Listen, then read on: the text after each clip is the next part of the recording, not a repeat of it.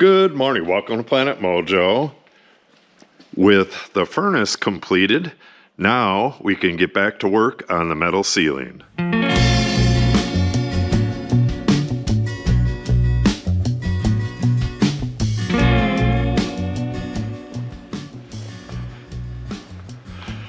It's probably been, a good 10 days since I got this metal panel installed.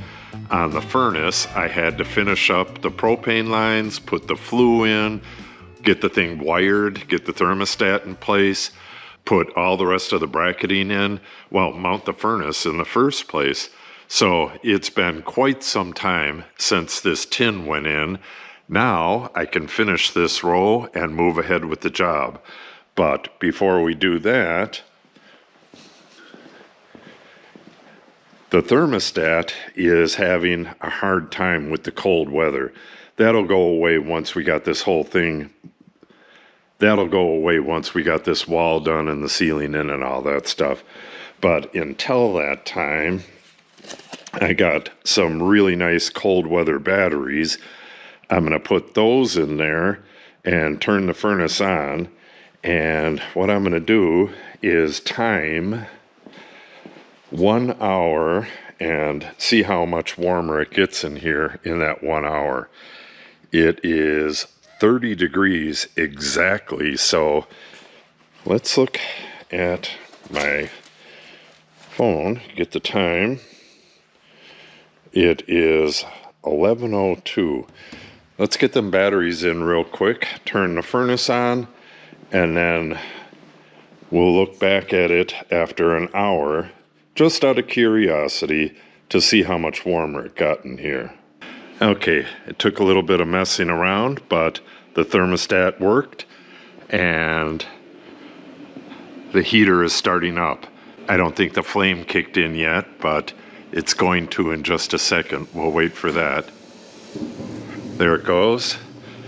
So let's get the time. And we know it was 30 degrees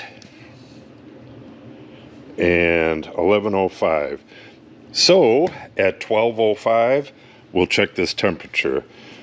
Okay, time 12:04, and it is at 52 degrees. It's been about 15 minutes for the last 3 degrees, so it's probably close to what its limit is. Oh, it's 53 degrees. Oh, maybe not.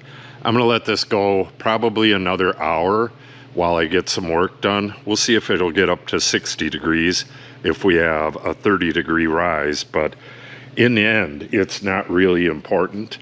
But I want to see what happens once I get this row done, where a lot more of the heat is trapped. And then as I get more rows done, it'll be interesting to see how much this changed. It's not scientific at all. If the sun's shining, it's going to be warmer in here because the sun is adding some heat right here. And if it's windy, it takes heat away, but just something I want to do.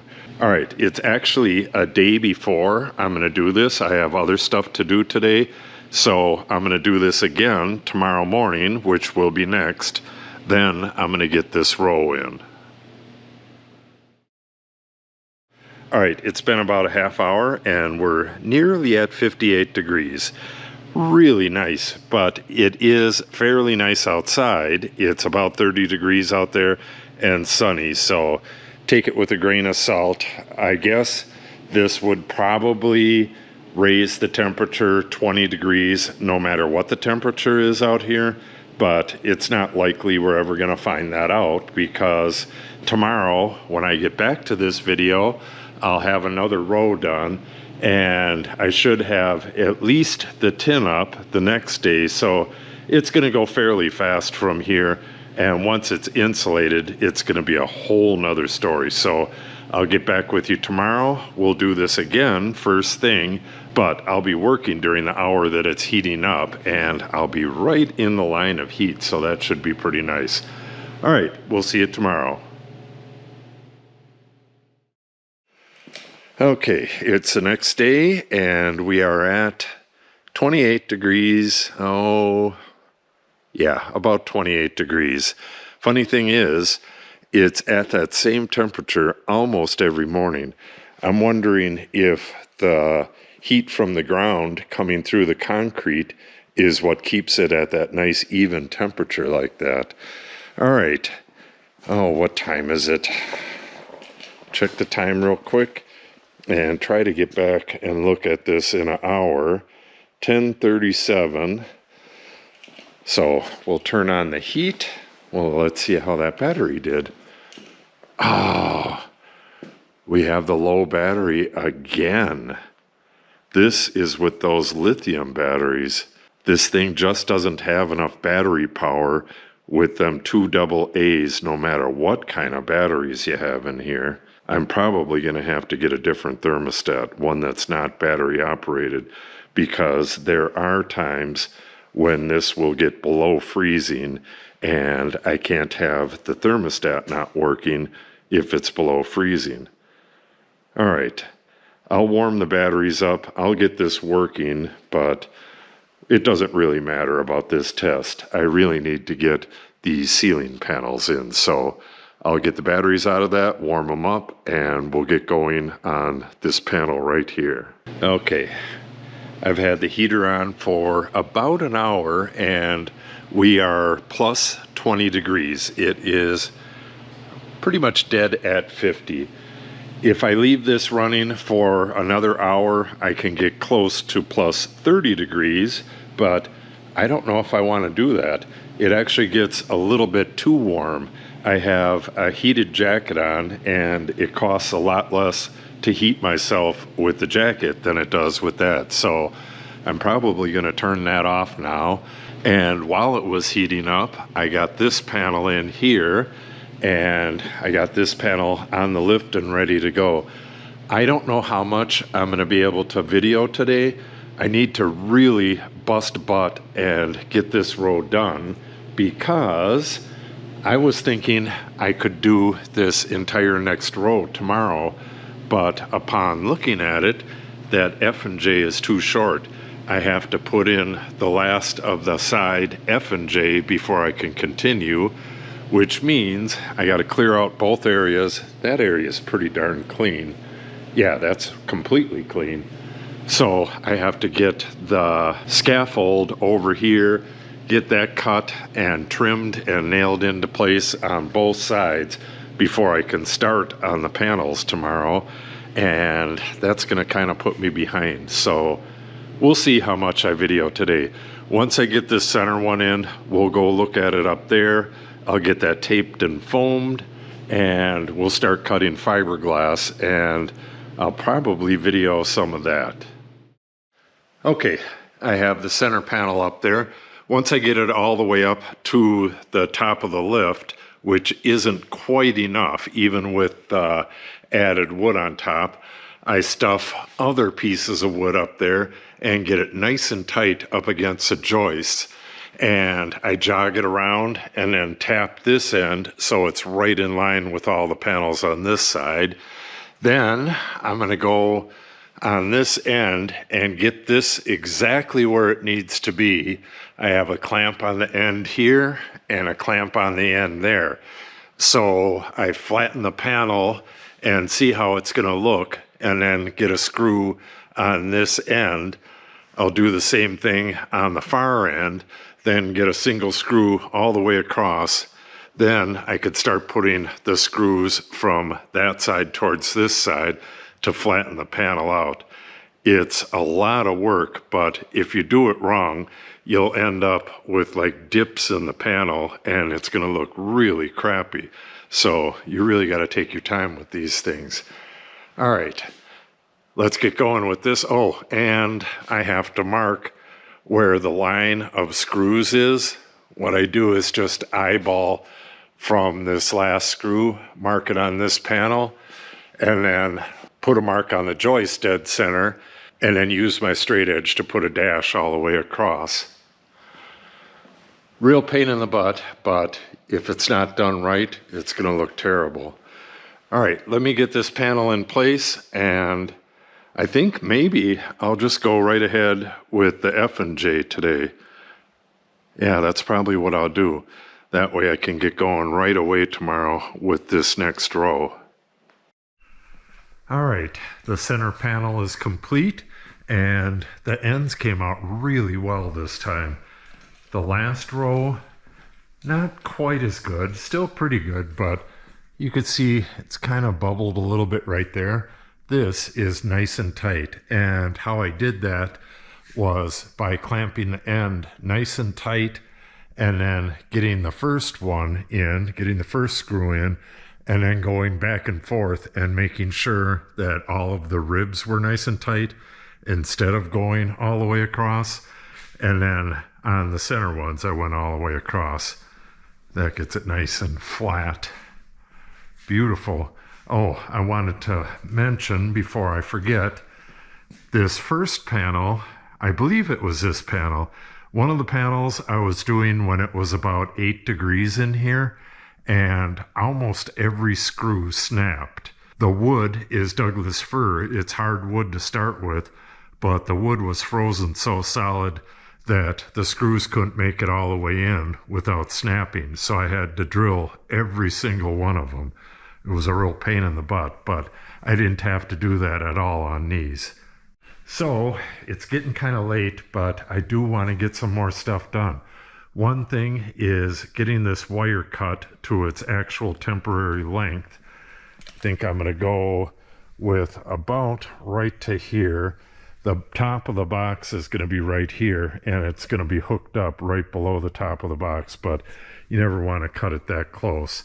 The way it is right now, it's too long and too heavy because I got to get that J channel across there. So I'm going to cut that and then just kind of loop it up over the top of this joist, get the J channel in, get that other J channel in, and I'd like to get these ends foamed right away.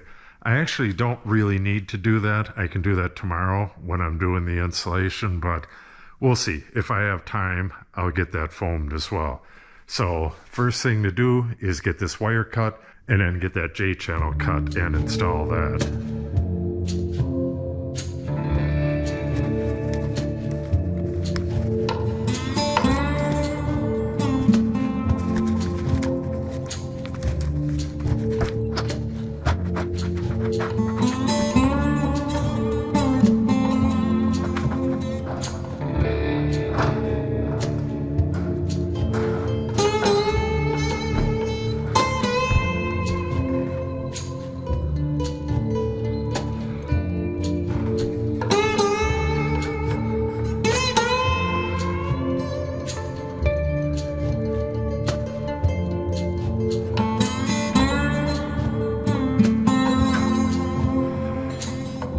10 feet 2 inches and 3/8. Just go 10 feet 2.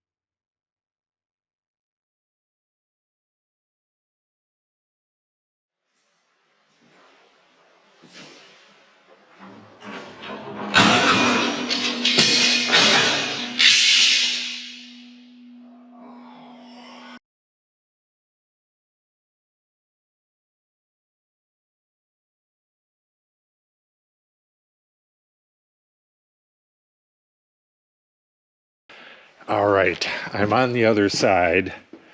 I've already done this, but I want to demonstrate. I screwed up, and I want to show you how I did it. Okay, this is 10 foot 2 inches. Now let me show you how I screwed this up. I normally work in inches, not architectural dimensions. So I wrote 10 feet 2 inches. I subtracted the 3/8 and put 101 and 5/8. That should have been 121 and 5/8. 120 is 10 feet. So I'm off by 20 inches. I got this all cut and drilled, and I had hoped to get this in tonight, but it's already getting real late, and it'll probably take another 45 minutes or so to get a new piece cut. And I'm not going to put this piece in there and then have a short little piece at the end, because I'll have to do all that joint cutting on that as well. What I'm going to do is use this one for the last piece over at the corner there once I start working on this wall, and tomorrow I'll just cut a new piece at the correct dimensions and start moving from there. Yeah, tomorrow I'll be able to get that F&J molding in and probably just get the insulation in here. Maybe start on the next row. I don't know. It'll be a longer day tomorrow because it's going to be really nice out and I want to take advantage of it. So if you want to see me do this right tomorrow and hopefully get another row in, make sure you subscribe and click on the update icon. If you have any questions or comments, make sure you put them in the comment section below. And if you share the video and or give it a like, it helps the channel out greatly. Thanks for watching and have a great day.